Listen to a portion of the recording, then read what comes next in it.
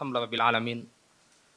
Wassalatu wassalamu ala asyrafil anbiya'i wal mursalin nabiyyina Muhammadin wa ala alihi wa ashabihi ajma'in. Amma ba'd. Sekarang ini ayolah Bapak azakumullah, karena kesyirikan merebak ya. Harus terus diulang nih, masalah tauhid ini harus terus diulang.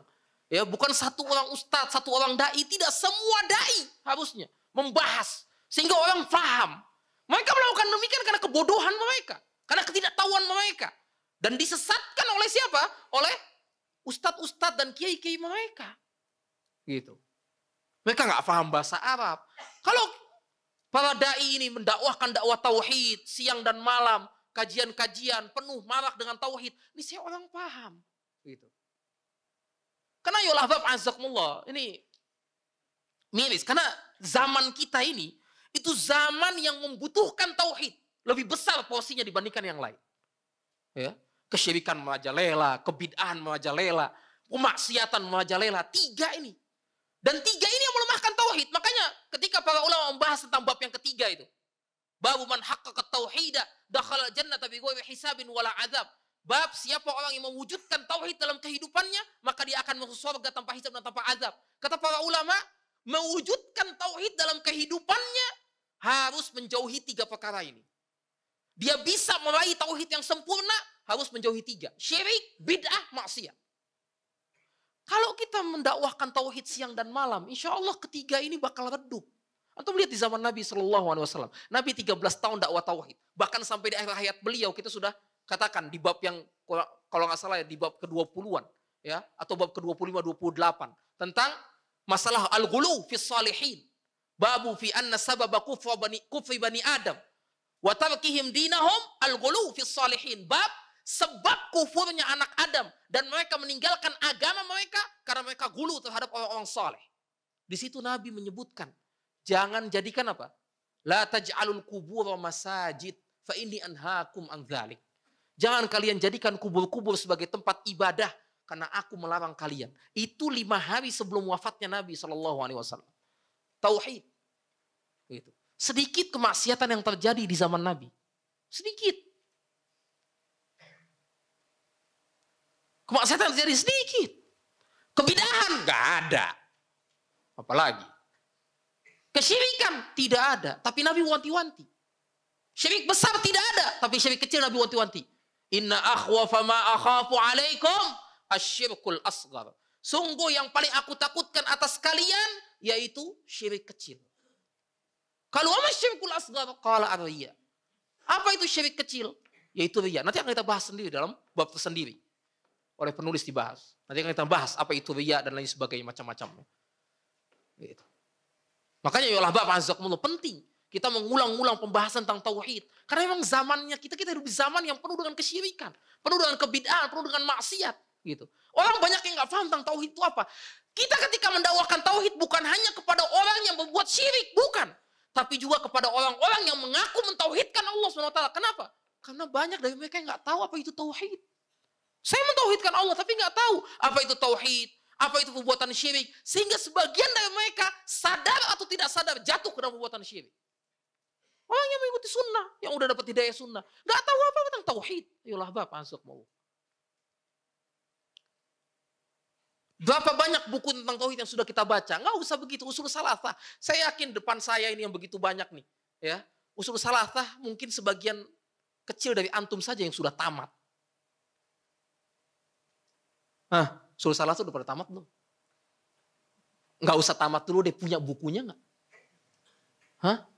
Punya bukunya nggak? Ini tahapan yang pertama sebelum kita masuk ke sini nih sebenarnya. Kitab tauhid. Itu.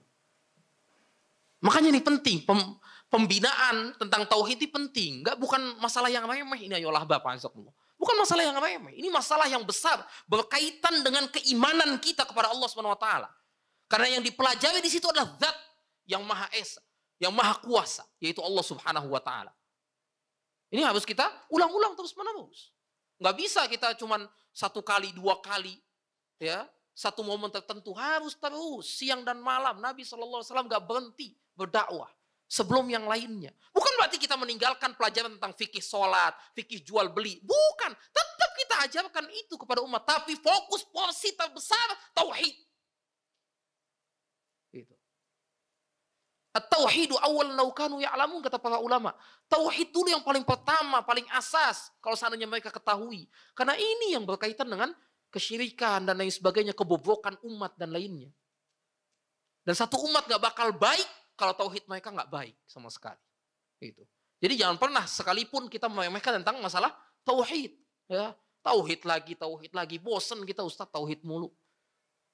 Ya sudah, kalau antum bosan, antum sudah paham belum tentang tauhid? Dari A sampai Z tentang tauhid, bagaimana kesyirikan. Antum sudah bisa menilai bahwa itu syirik dan lain sebagainya, dengan dalil-dalilnya dan lain sebagainya. Bisa tidak? Antum sudah kuasai tentang tauhid itu. Orang yang mentauhidkan Allah saja bisa saja tergelincir ke dalam perbuatan syirik. Apalagi orang yang tidak mentauhidkan Allah subhanahu wa ta'ala, yang nggak tahu sama sekali. Makanya Imam Muhammad bin Wahab dalam kitab beliau Kasyfus Syubuhat, ketika beliau mengambil fikih dari hadis Dzatu Anwat. Ya, sahabat loh. Ini bicara tentang sahabat. Antum lihat nanti dalam kitab Kasyfus Syubuhat. Saya sudah bahas Kasyfus Syubuhat, selesai.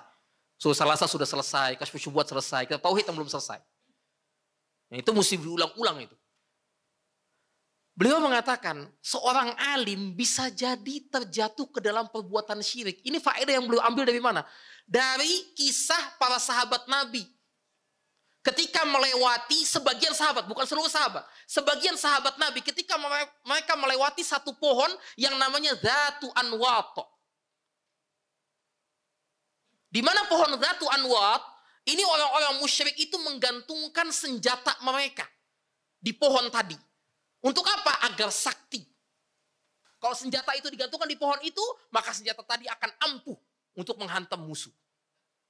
Ketika para sahabat, sebagian kecil sahabat tadi melewati pohon tadi, mereka meminta kepada Nabi Muhammad SAW. Wahai Nabi, ij'al lana dzata anwatin kama lahum dzatu anwatin. Wahai Nabi, tolong jadikan kami dzatu anwat sebagaimana mereka punya dzatu anwat. Ini sahabat. Nabi langsung teriak, Allahu Akbar, inna sunan. Qultum walladhi nafsi biyadihi kama qala Bani Israel li Musa alaihi salam. Allahu Akbar, Allah Maha Besar. Sesungguhnya ini merupakan jalan yang kalian ikuti dari pendahulu kalian. Kalian telah mengatakan sesuatu yang dikatakan oleh Bani Israel kepada Nabi Musa alaihi salam. Ketika Bani Israel sudah ditolong sama Allah. Antum lihat dalam surat Al-A'raf. Ayat 138. Allah mengatakan, wajawazna bibani Israel al-bahra fa'atau ala qawmin ya'kufuna ala asnamin lahum. Qalu ya Musa ij'al lana ilahan kama lahum alihah. Qala innakum qawmun tajhalun. Ketika kami sudah selamatkan Bani Israel dari kejaran Fir'aun, bayangin.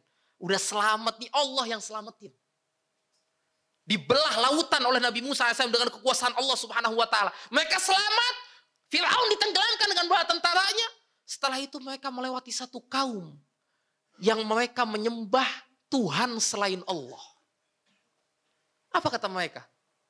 Ya Musa, ij'al lana ilahan kama lahum alihah. Wahai Musa, jadikan kami Tuhan sebagaimana mereka punya Tuhan. Allahu Akbar. Bayangin tuh. Bani Israel ini. Udah diselamatin sama Allah Subhanahu wa ta'ala. Jadikan kami Tuhan sebagaimana mereka punya Tuhan. Qala innakum qaumun tajhalun. Kalian ini sungguh bodoh kalian ini. Kata Nabi Musa alaihissalam. Gitu. Jadi kalian telah mengatakan sesuatu, mengucapkan sesuatu sebagaimana Bani Israil ucapkan kepada Nabi Musa. Jadikan kami Dzatu Anwat sebagaimana mereka memiliki Dzatu Anwat. Kata Syekh Muhammad bin Wahab belum mengatakan seorang alim bisa saja tergelincir ke dalam perbuatan kesyirikan tanpa dia sadari. Bagaimana kalau bukan alim? Ayolah Bab, azakumullah. Maka ini pentingnya tauhid yang mesti kita ulang-ulang terus-menerus siang dan malam gitu. Makanya antum juga jangan jangan bosen. Buku baca tauhid dari awal sampai akhir, ulang lagi dari awal sampai akhir gitu. Jangan bacanya pas mau kajian baru buka buku. Gitu. Ditanya ini nggak tahu, ditanya itu nggak tahu. Penting ayolah Bapak, azakumullah. Buat pondasi kita, buat pertahanan diri kita. Dari apa? Dari musuh terbesar kita, kesyirikan yang membuat kita keluar dari Islam. Gitu. Dari kebid'ahan dan juga dari maksiat. Karena orang bisa jatuh ke dalam bid'ah, orang bisa jatuh ke dalam maksiat. Kenapa? Karena kekurangan tauhidnya dia kepada, kurangnya tauhid dia kepada Allah Subhanahu wa taala. Semakin kuat tauhid seseorang, maka semakin jauh dia dari perbuatan bid'ah, semakin jauh dia dari perbuatan maksiat, apalagi semakin jauh dia dari perbuatan syirik kepada Allah Subhanahu wa taala. Gitu. Nah, ini yang mesti diperhatikan ayolah Bapak azakumullah. Mudah-mudahan manfaat untuk diri saya dan untuk antum semuanya. Subhanallah bihamdik, asyhadu an la ilaha illa anta astaghfiruka wa atubu ilaik. Assalamualaikum warahmatullahi wabarakatuh.